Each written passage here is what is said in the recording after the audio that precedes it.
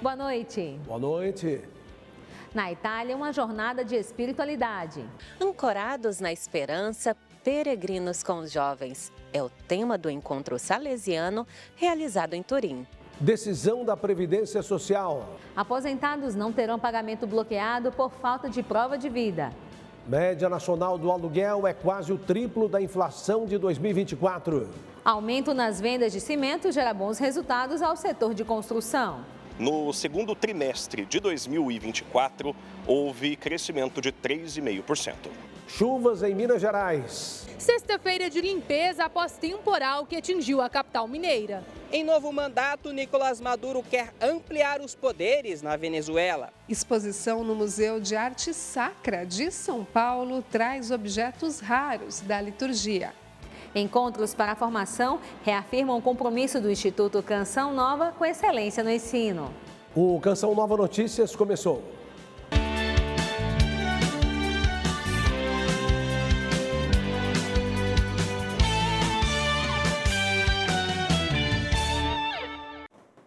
Teve início em Turim, na Itália, a 43ª edição da Jornada de Espiritualidade da Família Salesiana. O encontro, que se estende até domingo, tem como objetivo reavivar a espiritualidade salesiana.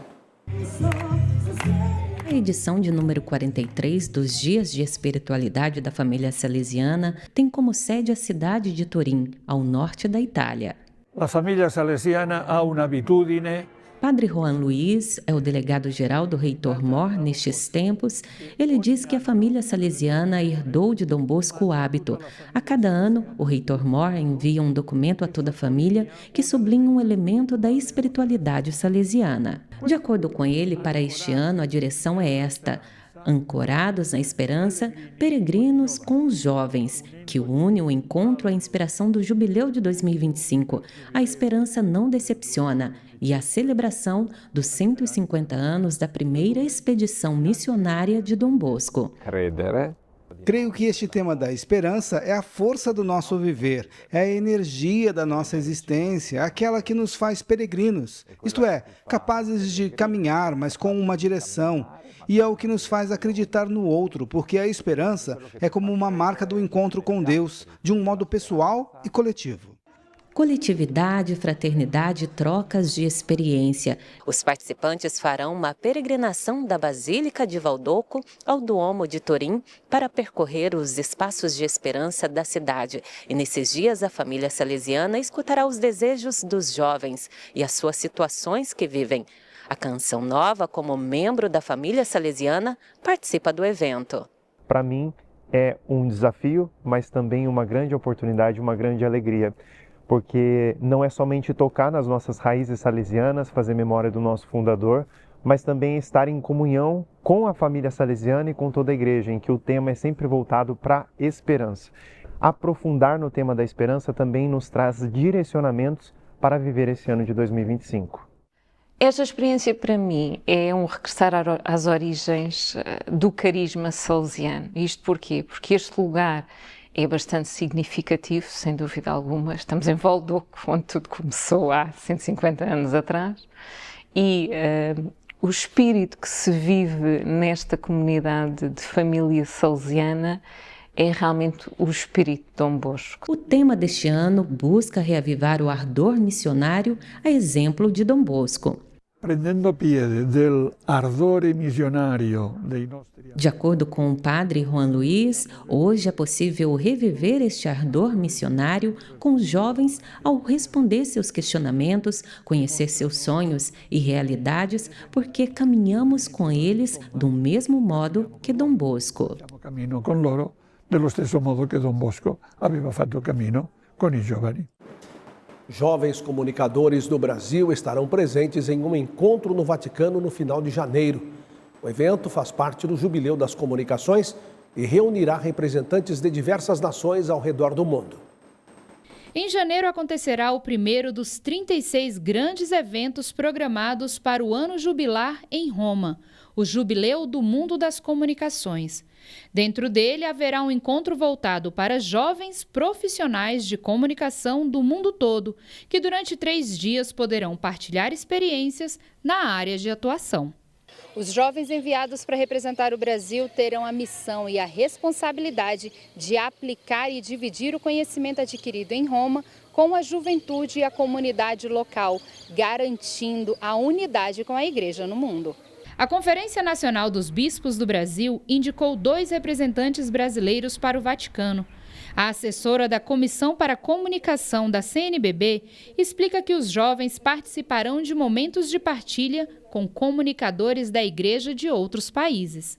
Imaginamos que dessa riqueza adquirida e partilhada, porque eles também vão levar de como a nossa comunicação se organiza e se realiza no Brasil. O meu apostolado na internet e também presencial é acompanhar as juventudes na construção de um futuro cheio de esperanças. Tudo isso passa pela comunicação. Esperança é o tema do jubileu. Paloma está na expectativa para o encontro e contribuir com a missão enquanto comunicadora e cristã.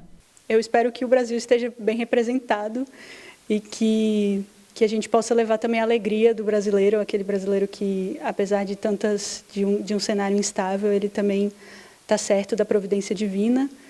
E de que a igreja no Brasil é muito frutífera e pode dar muitos bons frutos também com a ajuda dos comunicadores. O Jubileu dos Jovens Comunicadores acontece entre os dias 24 e 26 de janeiro e contará com 6 representantes do Brasil. Dom Valdir José de Castro, presidente da Comissão para a Comunicação, vai acompanhar o grupo e, durante a conferência no último dia, deve fazer uma partilha sobre a organização da comunicação na Igreja brasileira. Uma exposição em São Paulo apresenta a rica tradição das liturgias, com mais de 200 itens em exibição. Nossa equipe visitou a mostra e destaca a relevância desses objetos para a história e vida da igreja. Dentro do cofre do Museu de Arte Sacra de São Paulo estão as preciosidades de peças litúrgicas que fazem parte da igreja. A coleção de ourivesaria aqui do Museu de Arte Sacra de São Paulo. A gente tem aqui cerca de 200 objetos produzidos entre os séculos 17 e 20, que foram produzidos para serem utilizados durante os ritos litúrgicos e também algumas joias devocionais. A exposição permanente e de graça aos sábados tem objetos que foram trazidos principalmente por Dom Duarte Leopoldo e Silva. Nas 2 salas, há elementos de destaque por seu valor histórico. A gente tem um conjunto de banqueta, que são um conjunto com 6 tocheiros e um crucifixo, que foi da antiga sede de São Paulo e foi doado por Dom João V em 1745. A gente tem o lampadário, que foi doado por Dom Pedro I para também a antiga sede de São Paulo. Um dos destaques da exposição é este ostensório, utilizado no 4º Congresso Eucarístico Nacional em 1942. Congresso realizado pelo arcebispo Dom José Gaspar da Fonseca, no Vale do Anhangabaú, que contou com a presença de cerca de 500.000 pessoas.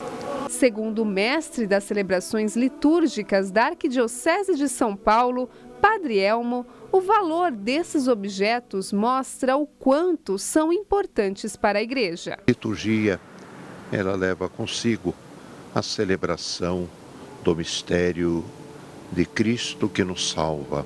Na antiguidade, esses objetos eram feitos ou de ouro ou de prata, normalmente um material de muito significativo e valioso, dado o valor maior, que é a salvação que eles exprimem na sua utilização.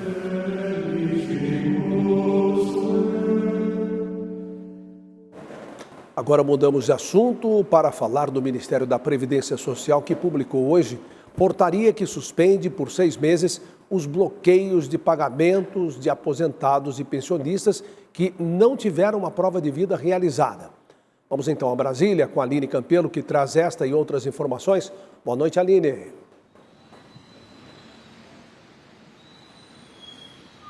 Oi, Reinaldo, boa noite para você e para todos. Bem, a portaria publicada pelo Ministério da Previdência Social suspende os bloqueios por 6 meses a contar a partir de 1º de janeiro, podendo ainda ser prorrogada por igual período.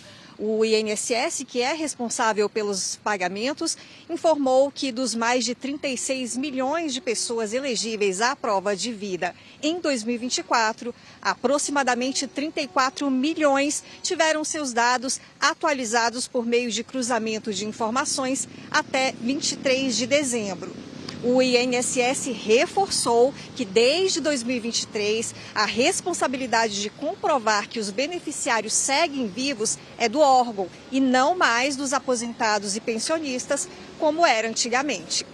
Um outro assunto é que as inscrições para o Sistema de Seleção Unificada, o SISU, para o candidato do Enem concorrer a vagas ofertadas em instituições públicas de ensino superior já podem ser realizadas até 21 de janeiro pelo Portal Único do Acesso ao Ensino Superior, seguindo aí o cronograma oficial e os critérios para a seleção. Um ótimo final de semana para você, Reinaldo, e para todos. Volto com você no estúdio. A posse de Nicolás Maduro na Venezuela gerou frustração entre os opositores e a comunidade internacional que buscavam impedir o início de um novo mandato do presidente. Maduro já anunciou a realização de eleições regionais e a reforma da Constituição do país. O ditador ocupa o cargo mais importante do país desde 2013 e deve cumprir um novo mandato de 6 anos. Líderes mundiais tentaram impedir a posse, mas nada impossibilitou a cerimônia em Caracas, capital do país. Opositores realizaram manifestações na véspera da posse. A ex-deputada Maria Corina Machado chegou a ser presa pelo regime extremista. Edmundo González, concorrente de Maduro nas eleições de 2024, está exilado na Espanha. Ele afirma ser o vitorioso. González pediu força ao povo venezuelano e coragem para enfrentar o regime. No discurso anual na Assembleia Nacional Venezuelana, Nicolás Maduro disse que o país terá 10 eleições em 2025 para definir governadores, prefeitos, legisladores e conselheiros municipais. Para aumentar os poderes, o chefe do país disse que vai reformar a Constituição para, segundo ele, ampliar a democracia no país. Ele representa toda essa casta de mais ou menos 700 pessoas hoje que representam o chavismo e esse chavismo que tomou conta do país. O cientista político venezuelano que vive no Brasil afirma que Maduro construiu uma democracia particular, criada para atender apenas os interesses do regime governante do país. A preferência de como funciona a justiça na Venezuela hoje aplica só para um lado e não para o outro. Quando nós temos isso, é impossível a gente dizer que há democracia. Após o fechamento das fronteiras entre a Venezuela e o Brasil, acompanhado da construção de pequenas pistas de pouso, pontes provisórias e acampamentos no lado venezuelano, as Forças Armadas brasileiras decidiram lançar a Operação Atlas na região de Roraima, próxima à fronteira. Há aproximadamente 8 mil militares e veículos blindados devem ser deslocados para a área ainda neste semestre, diante da possibilidade de o regime ditatorial da Venezuela intensificar as tensões com o Brasil.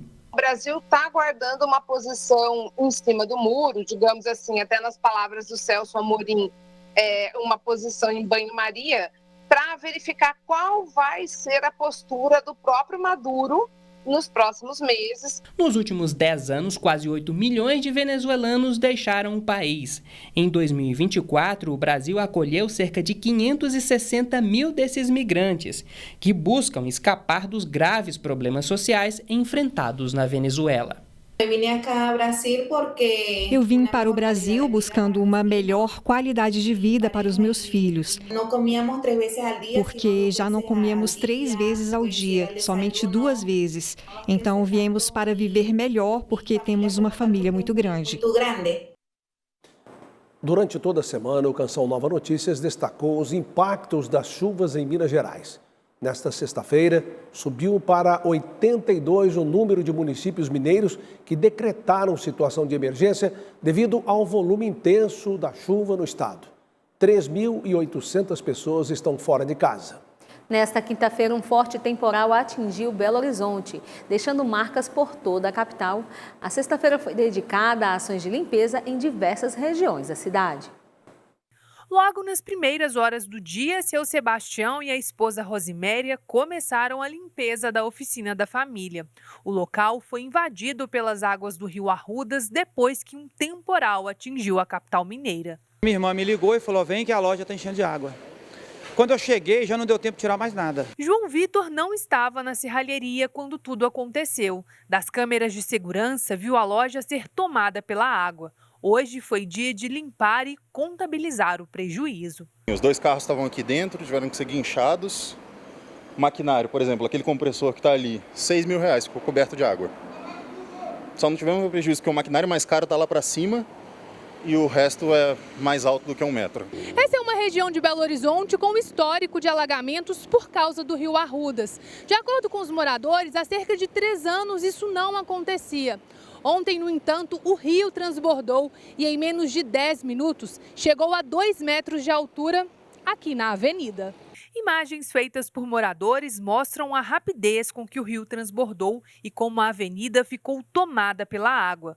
Outros locais da capital cortados por rios e córregos também ficaram alagados na noite dessa quinta-feira. Motoristas precisaram abandonar os carros para fugir dos alagamentos. Hoje pela manhã, o prefeito em exercício, Álvaro Damião, visitou um dos locais afetados. Nenhuma vida foi perdida, a chuva foi muito forte, mais de 50 milímetros em apenas 1 hora. Foi uma pancada de chuva que Belo Horizonte sofreu. Infelizmente, os danos acontecem, mas as bacias que estão operando, aquelas que operam 100% e as que operam parcialmente, como é aqui na Vilarinho, 60% já está funcionando. Em vários pontos da cidade foi possível ver a força da água que arrancou pedaços de asfalto.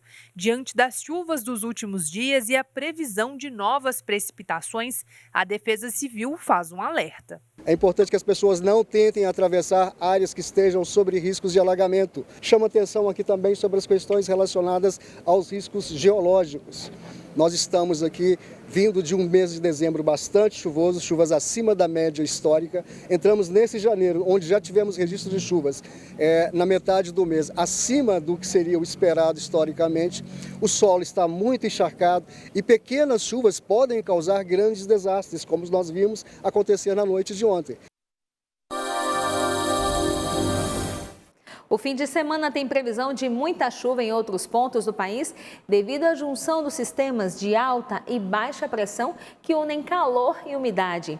Há alertas para a faixa central que concentra os estados do Amapá, Pará, parte do Mato Grosso, Rondônia, Mato Grosso do Sul, além de São Paulo, Paraná e Santa Catarina. No segundo dia de chuvas intensas, Florianópolis tem estado de emergência declarado pela Prefeitura. Os temporais deixaram ruas alagadas, trânsito congestionado e muitos desabrigados. Amanhã em Florianópolis vai ter tempestades isoladas e vai fazer mínima de 23 e máxima de 28 graus. No sul do país, a previsão é de pancadas de chuva em Santa Catarina, litoral e interior paranaense. No sudeste, vai ter chuva isolada em parte de Minas Gerais, Espírito Santo e Rio de Janeiro. E há risco de chuva forte entre o centro-sul de Minas Gerais, Triângulo Mineiro e estado de São Paulo. O nível de umidade diminui na costa nordestina e também com isso as tempestades em parte do sertão e do agreste nordestino. Mas a chance de pancadas de chuva no Maranhão, Piauí, Ceará, também sul do Rio Grande do Norte e interior pernambucano.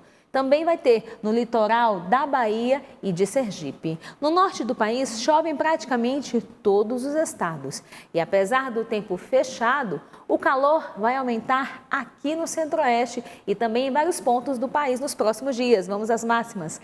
Vai fazer aí máxima de 30 graus em Rio Branco, 33 em Porto Alegre e 36 graus em Campo Grande.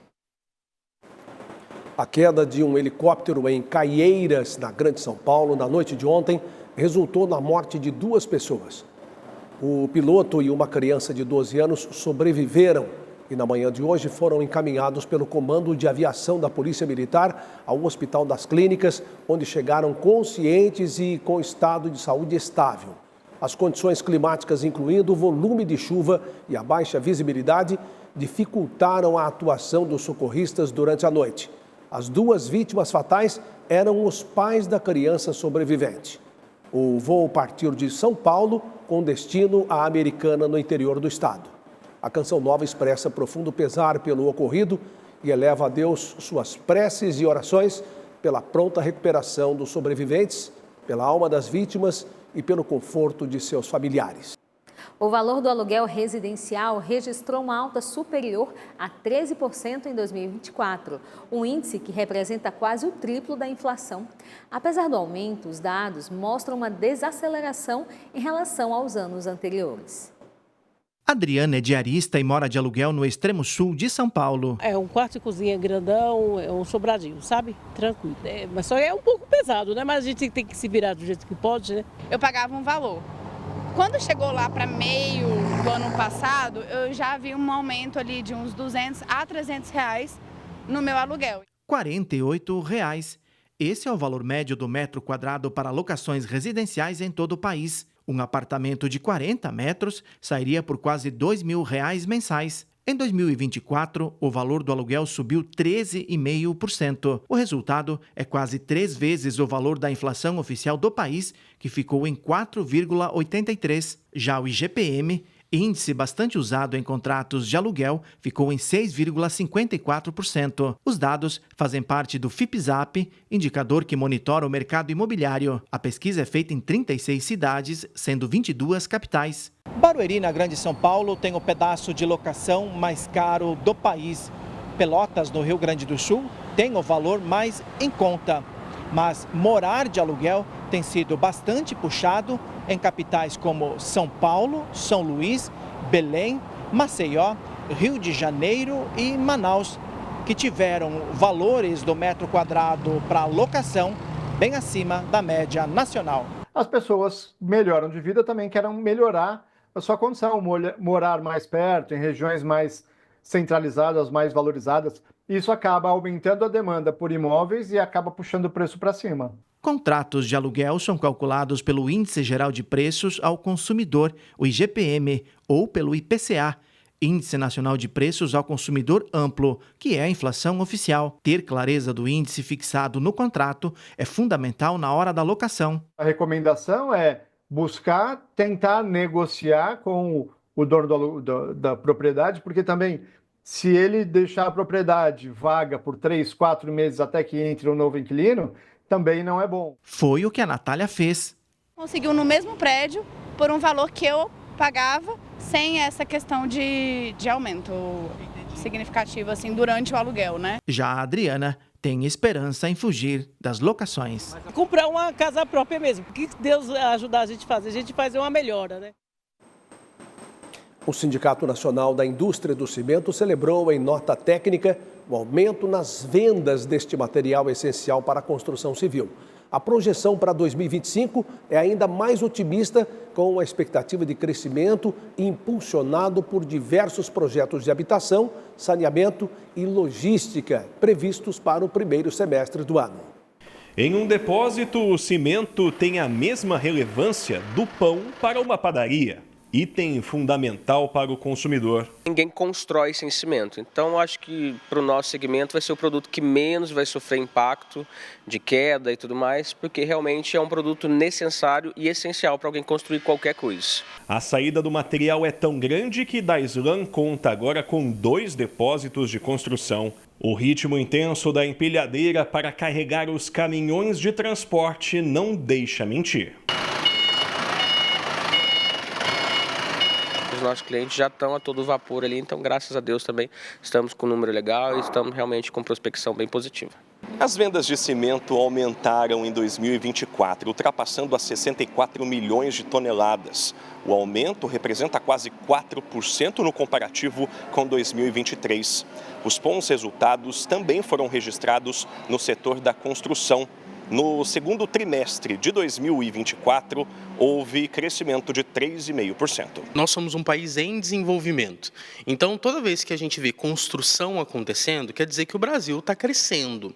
E um aumento significativo na média, então faz a gente enxergar que os dados da economia eles estão subindo. Quem tem vivido a máxima de estar a todo vapor é o Tiago, proprietário de uma construtora. São pelo menos 70 projetos entre os trabalhos entregues e em andamento. A gente enfrenta hoje alguns desafios referentes a juros imobiliários e algo semelhante a isso, porém a gente espera um crescimento ainda satisfatório para 2025. 2025 que será diferente para Camila. Em maio será concluída a construção de sua nova casa. Ano passado surgiu a vontade de mudar de casa e na procura de um imóvel a gente viu que era melhor construir ao invés de comprar um imóvel pronto. Na verdade, ano passado eu achei até que eu nem fosse conseguir e tá aí, né? A casa está quase pronta.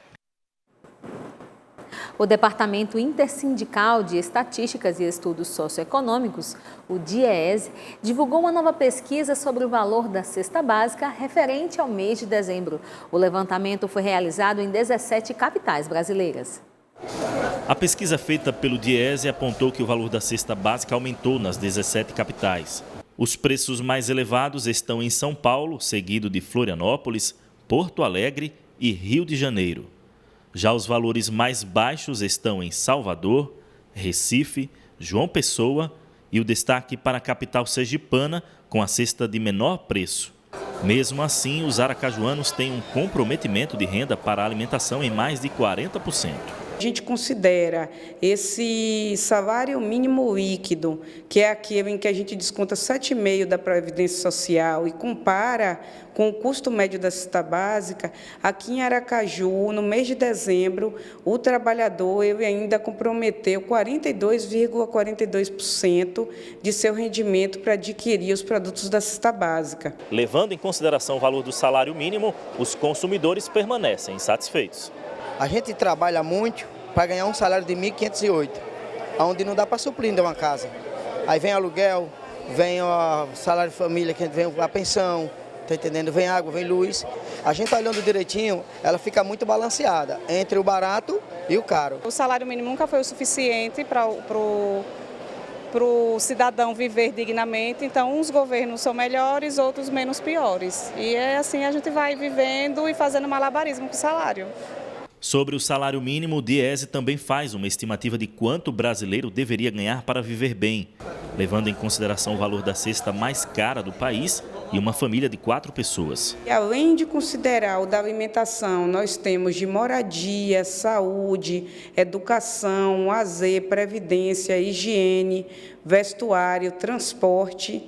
O salário mínimo estimado necessário seria de R$ 7.067,68.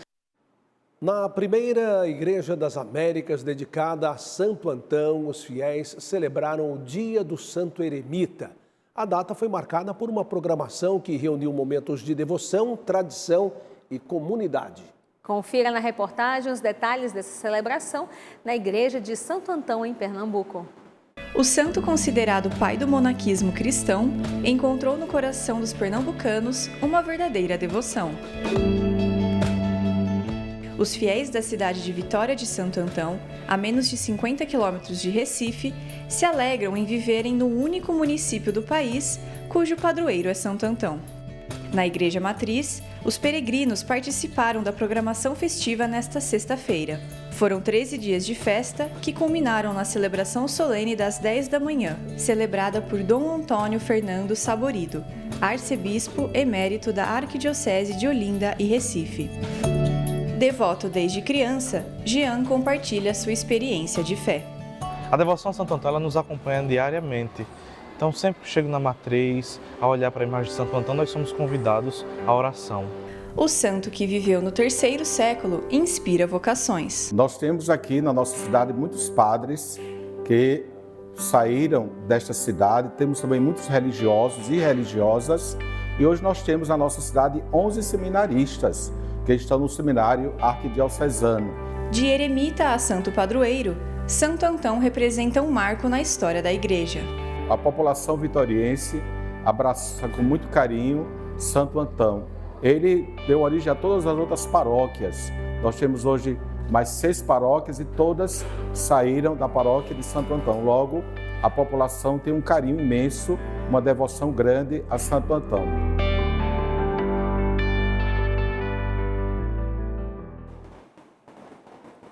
Transmitir diariamente a milhares de lares a mensagem que eleva a espiritualidade e entrega a esperança é uma das missões do sistema Canção Nova de Comunicação. Esse incansável trabalho de evangelização só é possível graças às doações de sócios e benfeitores. Estamos com 55% de nossa meta na campanha de janeiro. Acesse clube.cançãonova.com e faça sua doação ou doe pelo Pix com a chave pix.doação@cançãonova.com. Obrigada por sua fidelidade. O Instituto Canção Nova promoveu uma semana de intensa formação para professores e profissionais da educação infantil, reafirmando seu compromisso com a excelência no ensino e o desenvolvimento de suas equipes. Nas salas de catequese, evangelizando os pequenos, surge uma paixão pela pedagogia. E aos 14 anos, Nayara começa a planejar uma história com a criançada. Eu pedia para Jesus que Jesus me colocasse em uma escola que eu pudesse também, além de ensinar, evangelizar. De estagiária a professora, e lá se vão 12 anos no Instituto Canção Nova. Maiara foi uma entre os 60 profissionais que participaram de um treinamento para educadores da instituição, com foco no desenvolvimento educacional. E através desse nosso olhar atento para a criança, a gente já consegue ajudar a família, ajudar a criança a permear um outro caminho. Então nós estamos chegando com antecedência, formando os professores, orientando os pais e cuidando das crianças. As crianças estão mais espertas, habilidosas, e isso é comprovado pela expertise no uso da tecnologia, das palavras, na forma como se portam no dia a dia dentro da sala de aula. Para acompanhar essa tendência, a capacitação instrui os profissionais da área da educação para lidar com diversas situações no dia a dia do ensino. De fato, a gente precisa pensar estratégias de ensino que agreguem esses recursos tecnológicos.